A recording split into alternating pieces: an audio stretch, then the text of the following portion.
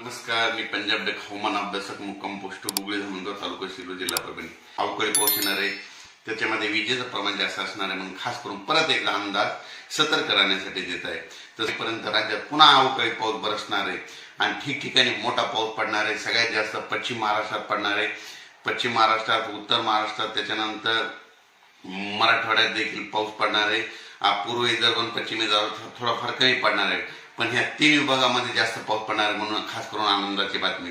कडकडासह पाऊस पडणार आहे, वारं राहणार आहे, विजा राहणार आहे, पाऊस पडणार आहे म्हणून हा अंदाज लक्षात घ्यायचा.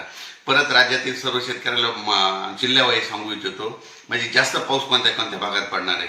सातारा, सांगली, कोल्हापूर, सोलापूर, पुणे, नगर, नाशिक, नंदुरबार, धुळे, जळगाव, संभाजीनगर, बीड, जालना, लातूर, उस्मानाबाद, त्याच्यानंतर परभणी, नांदेड, हिंगोली ह्या भागामध्ये सगळ्यात जास्त पाऊस पडणार आहे.